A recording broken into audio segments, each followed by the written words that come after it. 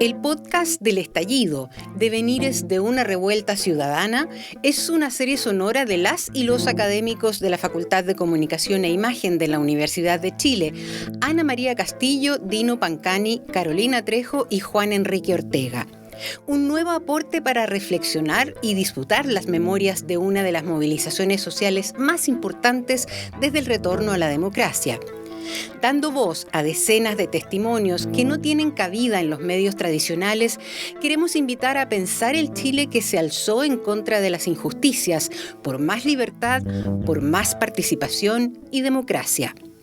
Hoy presentamos capítulo 4, Derechos Humanos y Estallido, nuevamente la cicatriz de la impunidad. Entre octubre del 2019 y marzo del 2020, agentes de Estado, entre policía uniformada, policía civil y personal de Fuerzas Armadas, ejercieron un modelo represivo en la población que marcó un precedente en la historia del Chile actual.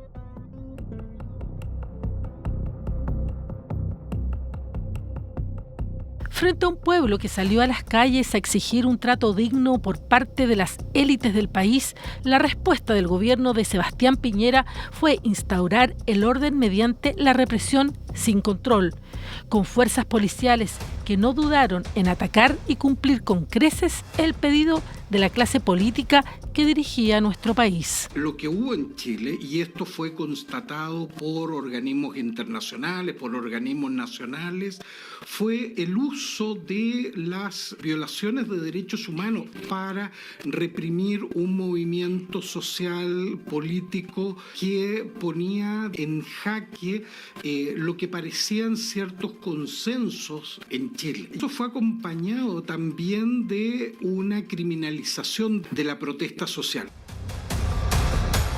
Detenciones ilegales, no ajustadas a derecho, secuestros de dirigentes estudiantiles, golpes, maltratos, torturas sexuales, el uso ilegítimo de la fuerza con intención de herir directamente a civiles, el atropello a manifestantes con vehículos policiales, el uso de gas lacrimógeno sin razón justificada, miles de disparos contra manifestantes en huida, con balines y escopetas no reglamentarias, innumerables disparos de militares a corta distancia contra manifestantes pacíficos. Fueron algunas de las tácticas registradas por diversos organismos durante ese periodo. Una de las conclusiones fundamentales es que los mandos directivos de Carabineros deben ser investigados penalmente por la Fiscalía Nacional. En concreto y como mínimo pensamos que deben serlo el general director, el general subdirector y el director de Orden y Seguridad. Esto básicamente porque durante el periodo analizado, a pesar de tener conocimiento de que las personas estaban siendo gravemente lesionadas a diario, no tomaron todas las medidas adecuadas para prevenir que esas violaciones sucedieran. Como resultado, se dio la violación generalizada del derecho de las personas a la integridad personal. Una guerra contra quien osara levantar su voz, como si fuera un mal karma de la historia nacional. Nuevamente se decidió que la forma de establecer un diálogo con una ciudadanía demandando transformaciones sociales profundas era a punta de terror. Tocaciones, abusos, desnudamientos, humillaciones. Violencia patriarcal. Francisca, antropóloga. A 5 años del estallido social, creo que es muy importante visibilizar lo que fueron las violaciones sistemáticas de derechos humanos a mujeres y disidencias. La violación de los derechos humanos es un tipo de ejercicio autoritario dado por los Estados-naciones. Por eso siempre va a ser una violencia vinculada a los gobiernos de turno y a los distintos aparatos estatales que ejercen esta labor. Desde distintas instancias feministas volvimos a colocar en el centro ese concepto para pensar violencia política sexual. Tenemos casos emblemáticos, por ejemplo, en la comisaría de Pedro Aguirre Cerda. Por las mismas características que tiene, cuesta mucho sistematizar bajo denuncia, pero todos los otros elementos, las tocaciones, los abusos, los insultos, insultos son parte del ejercicio que Carabineros de Chile constantemente ejerce sobre nuestros cuerpos y sobre los cuerpos feminizados en general, que es correctiva, que responde un poco a esta lógica de que tú no deberías salir de la casa porque eres mujer. Entonces, cuando tú rompes, subviertes esos roles, te vuelves peligrosa. ¿Y qué mejor que corregir desde el ejercicio de la violencia, el disciplinar, el castigar y el mermar un cuerpo?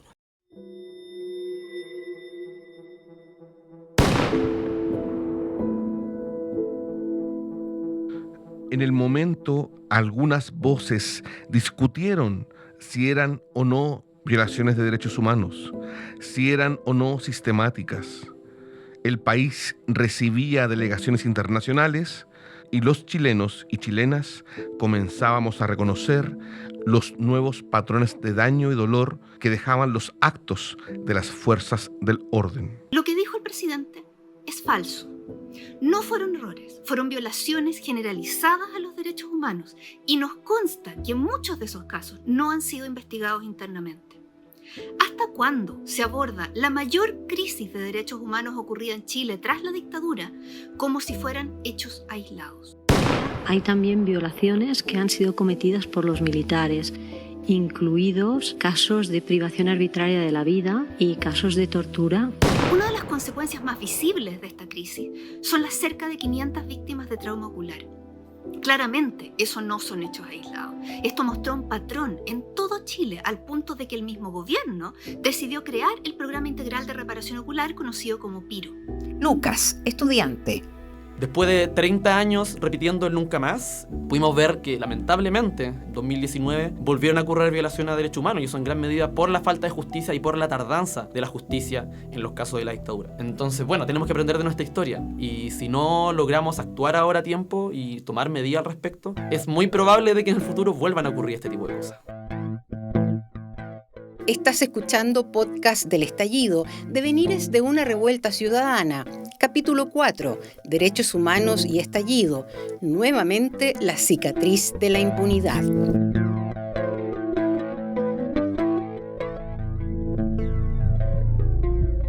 Terror para que nadie saliera más a las calles. Terror para que pararan las exigencias sociales y políticas más importantes de la última década. Terror para no perder los privilegios de unos pocos que controlan y regulan hasta hoy las condiciones de desigualdad. Alejandra, enfermera. Logramos estar en el cine que se quemó posteriormente. Estuvimos en ese lugar atendiendo a la gente herida, muchos por perdigones en distintas partes del cuerpo. También me tocó atender embarazadas con contracciones, probablemente por lo que sucedía y la tensión tal vez. Y inicialmente no teníamos insumos. Posterior a eso empezaron a llegar donaciones de distintas partes. La misma gente donaba muchas cosas, apósitos, sueros, telas, compresas. Nos mandaban también alimentos, sándwich, bebidas, agua para consumo de nosotros. Se contactó con una agrupación francesa que nos regaló unos cascos para poder protegernos. La gente en general que estaba ahí nos protegía mucho a nosotros, éramos como su refugio. Y estuvimos mucho tiempo ahí, hasta el incendio. Chile se queda ciego. Un daño permanente. Que les duela que les duela para siempre. Había un ambiente muy lindo y de repente solamente sentí el golpe en el ojo, me caí al suelo y me dolió, me retorcí un poquito en el suelo, ya después el dolor se fue, se me durmió la cara y me puse de pie y grité que no me iban a ganar. Perdí la visión total, ahora también me sacaron el ojo y voy a tener que ocupar una prótesis. Eso para toda la vida. Me di vuelta porque para ver de dónde estaban disparando y se me cierra el ojo.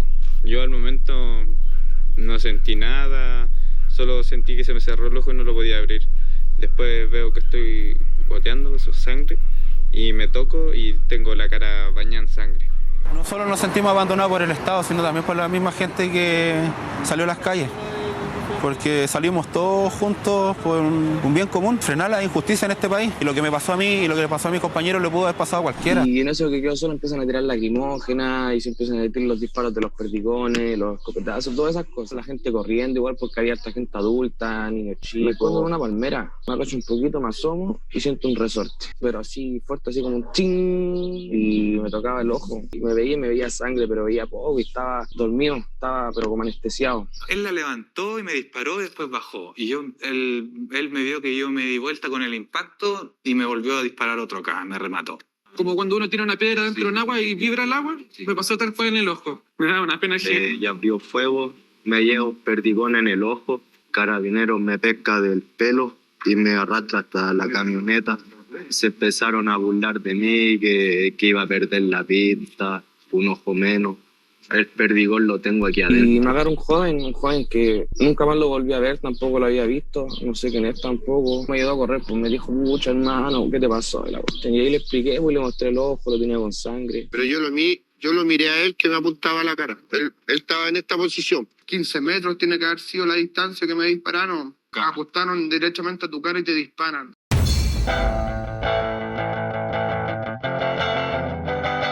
El saldo de dicha represión es obsceno y ha marcado una cicatriz profunda en la memoria popular. Más de 500 víctimas de mutilación ocular, jóvenes, menores de edad, hombres y mujeres, adultos y adultas mayores que recibieron perdigones que disparaba Carabineros de Chile apuntando a las cabezas de quienes marchaban. Más de 37 víctimas fatales, miles de detenidos ilegalmente, miles de abusos no registrados. Miles. Michael Yagual, Jorge Mora, Eduardo Romario Veloz, Manuel Rebolledo, Juan Vidal, Esteban Concha, Manuel Navarrete, Javier Cornet, José Arancibia, Mauricio Fredes, José Matamala, Héctor Martínez, Kevin Gómez, Agustín Córdoba, Paulo Martínez, Guillermo Lascano, Cardenio Prado. Más de 10.000 denuncias de violaciones a los derechos humanos se realizaron en ese periodo. ¿Quién nos disparó a la cara? ¿Quién nos disparó a los ojos? Gustavo Gatica perdió uno de sus ojos y permanece en la Clínica Santa María. Sus familiares y la universidad presentarán una querella contra los responsables. Ni siquiera íbamos protestando, ni siquiera se molestaron a acercarse. Señora, ¿a dónde van? Nada. Dispararon y dispararon nomás. No fue solo una, fueron hartas que tiraron, pero a ella le llegó aquí seco, aquí en la frente. Por favor, ayúdamelo, porque mi hermana se está muriendo.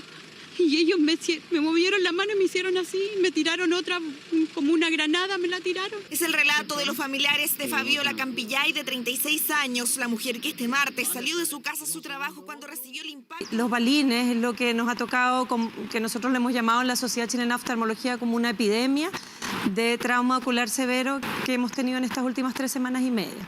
Llevo 20 años haciendo turno como médico oftalmólogo, nunca había ocurrido en la historia de Chile, yo creo que tampoco nunca ha ocurrido y lamentablemente tenemos el triste récord mundial de número de casos de ceguera. Esto representa una mutilación. Si uno revisa las cifras comparativas con las denuncias que han habido en Francia, con las denuncias que han habido en Cachemira, con las denuncias que han habido en Palestina, por ejemplo, ellos tienen cifras mucho menores. En solo 8 o 9 días hemos superado esa cifra de cualquier otro de los reportes que hay a nivel médico en relación a daños oculares producto del uso de balines.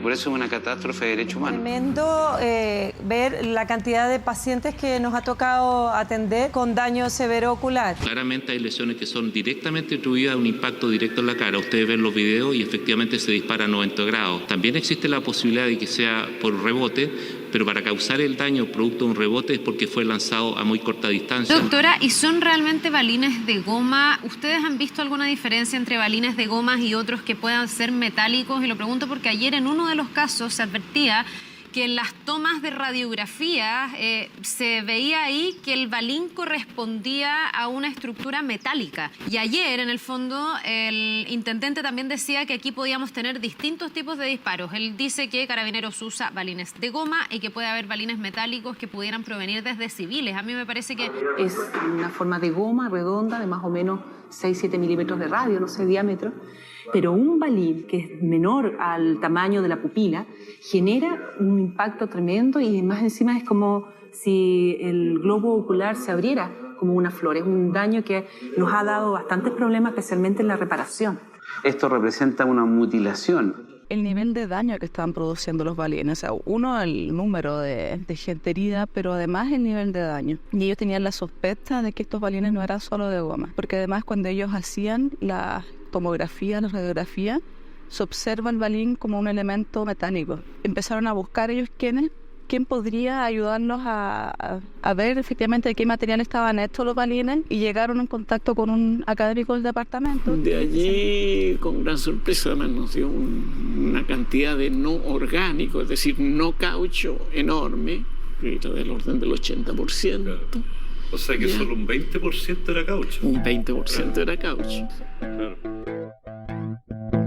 Estás escuchando Podcast del Estallido, Devenires de una revuelta ciudadana, capítulo 4, Derechos Humanos y Estallido, nuevamente la cicatriz de la impunidad.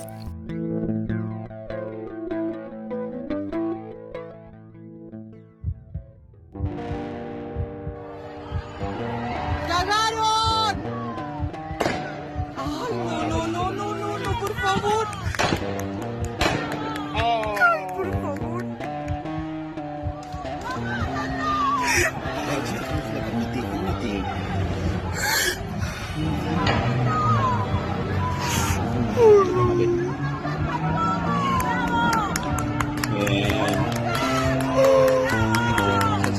Los ojos de Chile se fueron cegando día a día como una política de exterminio ante la posibilidad de proyectar un horizonte político nuevo.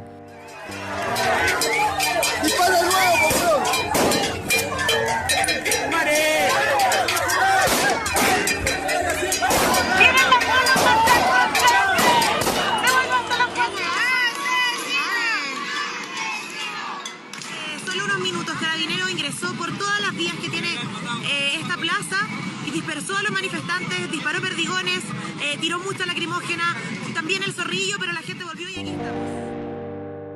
Juan Garay, Darío Ibaceta, Alex Núñez, Andrés Ponce, Germán Aburto, Elvis, Gerardo Menares, Robinson, Sergio Aburto, Cristian Valdebenito, Abel Acuña. ¿Cómo se sobrevive a una marca de violencia así de profunda? ¿Cómo borramos y tapamos con olvido e impunidad una herida que a 5 años se mantiene abierta? Roberto, psicólogo. Cuando llega la revuelta, yo creo que efectivamente esa cultura de la violencia y de la impunidad se despliega completamente y tenemos, bueno, la cantidad de muertos que tenemos, la cantidad de heridos, de personas mutiladas, etcétera. Y posteriormente además vemos que efectivamente lo que ha primado es la impunidad y un muy escaso apoyo del Estado a las víctimas más directas de esas violaciones, a los derechos humanos. Se naturaliza el ejercicio de la violencia que incluyen violaciones a los derechos humanos, empezando por el derecho a manifestarse, ¿no? Niveles de violencia que de alguna manera generan algún nivel de trauma colectivo. Creo que quedó bastante claro, ¿no?, de que la posibilidad de manifestarse de manera masiva, quizás de manera más radical, expone a la ciudadanía a niveles de represión y de posible violación a los derechos humanos que generan cierto temor. Y luego eso se junta también con el tema de la decepción y el tema de la impunidad, ¿no? Como que mucha gente se involucró en distintos procesos de resistencia, de movilización durante la revuelta y luego, bueno, quedamos un poco tal como estábamos, pero con una experiencia que en su momento, si bien pudo ser muy interesante, muy estimulante, a la larga también termina siendo muy frustrante, muy dolorosa. Hay mucha falta de reconocimiento por parte de los medios de comunicación, de los partidos políticos, del valor de la gente que se la jugó en la calle, que se organizó en asamblea, pero me parece que al final, cuando a la gente no le resuelven los problemas, pero además le niegan o le invisibilizan o le criminalizan, ¿no?, su experiencia y sus sentires, eso genera mucho resentimiento y eso puede terminar volviendo a estallar en algún momento. Comunicadores y medios alternativos también fueron blanco de vulneraciones de derechos y abusos policiales.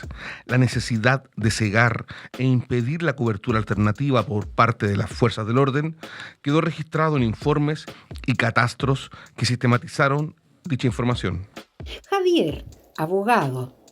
Durante el estallido social de 2019, muchos reporteros, comunicadores y comunicadoras y medios de comunicación fueron objeto de distintas formas de agresión. En el Observatorio del Derecho a la Comunicación, durante las primeras semanas llegamos a registrar aproximadamente 200 casos. La mayor parte de ellos eran relativos a violencia policial, el uso de perdigones, gas lacrimógeno, lanzamiento del agua directamente al cuerpo, incluso casos de detención arbitraria. Disparos por parte de armas disuasivas. Durante 2019 registramos 2 casos de trauma ocular con reporteros gráficos. Los responsables, funcionarios policiales e integrantes de las Fuerzas Armadas siguen en su mayoría en servicio activo, en completa impunidad. Y en los pocos casos donde las denuncias se han judicializado, las condenas han sido leves y han contado con todo el respaldo legal de la institución e incluso de las autoridades del país para defender la acción del orden por sobre la defensa del derecho vulnerado de las víctimas. Los hechos de violencia que está viviendo Carabineros, me refiero a este enfrentamiento que vive con esta turba de gente muy violenta, nosotros no lo habíamos vivido nunca. Entonces es complejo poder actuar, sumado al cansancio, al agotamiento del carabinero, que es otro tema para poder estudiarlo posteriormente. Llevamos casi 40 días donde los carabineros están trabajando 15 horas diarias. Desde el primer momento, el gobierno ha actuado con total compromiso, no solo al estricto cumplimiento de los protocolos que hoy día existen en el actuar de Carabineros, de las Fuerzas Armadas, sino también en la total y absoluta protección de los derechos humanos y los derechos fundamentales. Durante los hechos de violencia que se sucedieron en nuestro país, hubo una violencia extraordinaria que requirió a Carabineros una exigencia mayor, con los medios que estaban disponibles en ese momento. No habrá impunidad, ni con los que hicieron actos de inusitada violencia, ni con aquellos que cometieron atropellos o abusos. Haremos el mejor de los esfuerzos para asistir a todas las víctimas. Las fuerzas encargadas de restaurar, de proteger el orden público, en nuestra opinión, cometen en ese tipo de tareas, en esos esfuerzos, graves violaciones a los derechos humanos, y es predecible que de no introducirse reformas urgentes en estas prácticas, estas violaciones, estos abusos van a continuar. Toda persona va a estar cubierta en cuanto sus lesiones se hayan originado en este periodo a causa de la violencia política, cual sea que sea su origen. Nadie le van a hacer de forma espontánea nuevamente un ojo. La mutilación es de por vida. Por lo tanto, nosotros tenemos que asegurar que nuestros compañeros y compañeras estén asegurados de por vida. El Consejo de Defensa del Estado, que consideró desproporcionado el monto de la indemnización que exigen 22 víctimas de lesiones oculares en el marco del estallido social. Carabineros de Chile actuó correctamente, apegado a sus facultades normativas y con una intensidad ajustada al contexto. En algunos casos, la respuesta de las fuerzas especiales no se ha ajustado a derecho y la reacción ha sido desproporcionada. En ningún caso es desproporcionado teniendo en consideración el daño que han sufrido tanto las víctimas como sus familiares. En ningún caso tampoco es desproporcionado en términos comparativos con otros casos de indemnización por violaciones graves de los derechos humanos. No da abasto la atención en el Hospital Salvador. Además, hay muchos que son de regiones. No hay psiquiatra, que es algo vital en una persona que ha vivido un proceso traumático. Y lo que tenemos es un oftalmólogo, una psicóloga, un protecista. Claro, a mí no me mató, pero me dañó la visión del ojo derecho para toda la vida. Como incurrió en gastos, no solo yo, sino todas las personas que han tenido accidentes de este tipo. Estás escuchando podcast del estallido, Devenires de una revuelta ciudadana. Capítulo 4, Derechos humanos y estallido. Nuevamente la cicatriz de la impunidad.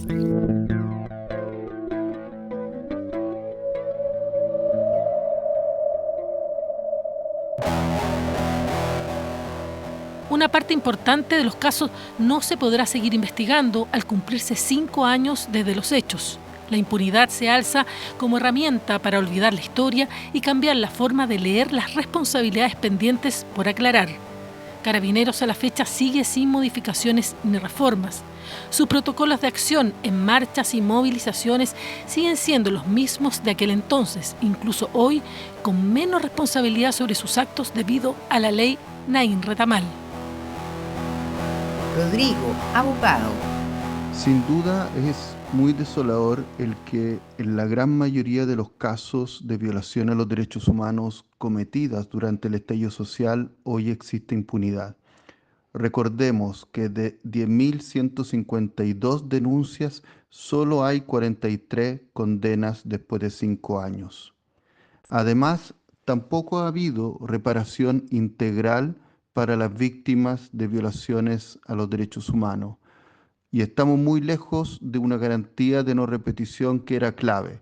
Esto es una reforma profunda y estructural a Carabineros de Chile. Se ha ido legislando, incluso retrocediendo en garantías para poder ejercer el derecho a la protesta, pues particularmente la denominada ley Nain Retamal podría eventualmente implicar impunidad para pasadas y futuras violaciones a los derechos humanos. Si tuviéramos un nuevo estallido social, una nueva revuelta, podríamos incluso estar en peores condiciones que hace 5 años atrás. Millaray, abogada. Respecto a la impunidad de los procesos relacionados con violaciones a derechos humanos en la región de la Araucanía, en Wallmapu, pienso inmediatamente en si la justicia tardía puede ser considerada realmente como justicia. Las primeras acciones se interpusieron en el año 2020, mientras que las últimas en el 2024, con la interposición de la última querella, y las primeras sentencias recién por causas del año 2019 relativas a estallido ocular acontecieron en el mes de enero y en el mes de mayo de este año 2024. Las barreras para acceso a la justicia están dadas principalmente por la dilación en los procesos, los largos tiempos de espera, investigaciones extensas, tardías, poco diligentes, la revictimización a la cual también se ven enfrentadas las víctimas quienes deben prestar declaración ante el Ministerio Público. No se les reconoce el derecho a la protesta social, se les categoriza como personas que infringen y contravienen la ley. Obviamente hay daños psicológicos y físicos que ellos van vivenciando durante sus procesos y el lograr una sentencia condenatoria tiene un impacto bastante relevante para su proceso de reparación y de, en definitiva, resignificación de la violencia estatal por ellos sufrida. Una de las exigencias de todas las víctimas es precisamente garantías de no repetición por parte de agentes del Estado. ¿Cómo aseguramos la investigación para alcanzar la verdad y la reparación para acercarnos a la justicia ante este nivel de violaciones de derechos humanos? ¿Qué mecanismos son los que permiten que las sociedades sanen estas profundas heridas y no se transformen en cicatrices eternas?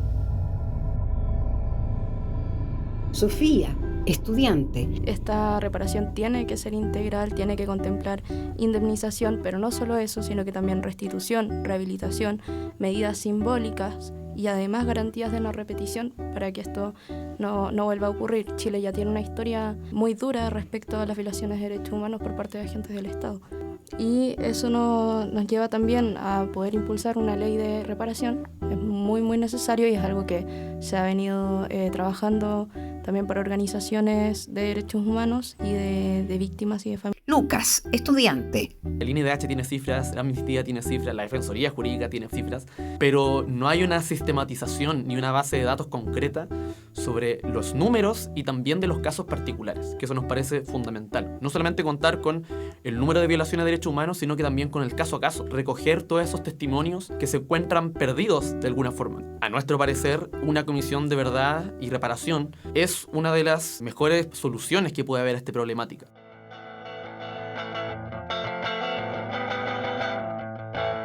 Según el derecho internacional, la responsabilidad de los mandos de las fuerzas del orden se sustenta en el cumplimiento de 3 supuestos. 1. Los altos cargos de la policía sabían o deberían haber sabido que se estaban produciendo violaciones de derechos humanos bajo su mando. conocían de la violencia policial y no actuaron respecto de la responsabilidad que ostentaban. 2. Los mandos de las policías controlan a las unidades dentro de la institución. Pudieron prevenir abusos, pero no lo hicieron.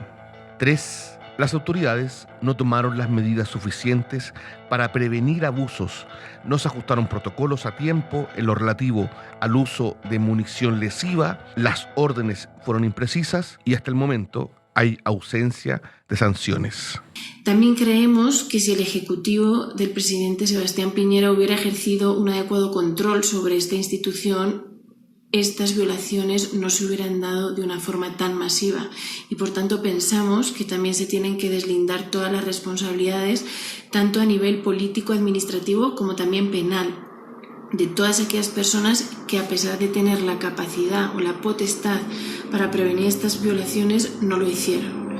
Al cierre de la edición de este capítulo, el 14 de octubre del 2024, se hicieron públicas las formalizaciones y medidas cautelares de 3 exgenerales de Carabineros en servicio activo y con responsabilidades durante el periodo: Ricardo Yáñez, Diego Late y Mario Rosas. Arraigo nacional y firma quincenal en lo que la Fiscalía Centro Norte Metropolitana pide, señalando que la prisión preventiva, la medida más gravosa, no será solicitada al tribunal para los acusados por apremios ilegítimos, por omisión con resultado de lesiones graves y homicidio. Rodrigo, abogado. En el contexto de una impunidad muy generalizada, la formalización de 3 ex generales de Carabineros que tenían roles de mandos estratégicos en dicha institución es una luz de esperanza. Es un hito para la justicia en Chile y en América Latina. Siempre desde Amnistía Internacional señalamos que no solo era fundamental avanzar en verdad y justicia respecto de quienes apretaron el gatillo, sino que era fundamental esclarecer la responsabilidad de quienes, teniendo la posibilidad de frenar la violación a los derechos humanos y teniendo pleno conocimiento de lo que estaba ocurriendo, sin embargo, no actuaron y permitieron que ocurrieran esas graves y generalizadas violaciones a los derechos humanos, las más graves desde el regreso a la democracia. Esperamos que esta importante investigación siga avanzando y haya justicia, porque es un deber del Estado de Chile esclarecer la responsabilidad de todos quienes pudieran haber frenado la violación a los derechos humanos, como por ejemplo los exgenerales Yáñez, Olate y Rosas. Valesca Carmona, Mariana Díaz, Paula Lorca, Johnny Pardo. Ellas y ellos nunca más volvieron. Impunidad, olvido, Abandono, injusticia, dolor, trauma, cicatriz, la tiranía de la cicatriz. El podcast del estallido, Devenires de una revuelta ciudadana, es una serie sonora de las y los académicos de la Facultad de Comunicación e Imagen de la Universidad de Chile: Ana María Castillo, Dino Pancani, Carolina Trejo y Juan Enrique Ortega. Investigación y guión, Juan Enrique Ortega. Capítulo 4. Locución, Carolina Trejo y Juan Enrique Ortega. Continuidad sonora, María Cristina Arancibia. Música, Juan Enrique Ortega. Edición, Juan Enrique Ortega. Grabación, montaje y postproducción, Radio JGM. El podcast del estallido, Devenires de una revuelta ciudadana, está disponible en Tantaku, plataforma de podcast de la Universidad de Chile, Spotify y las redes de Radio Universidad de Chile y Radio JGM.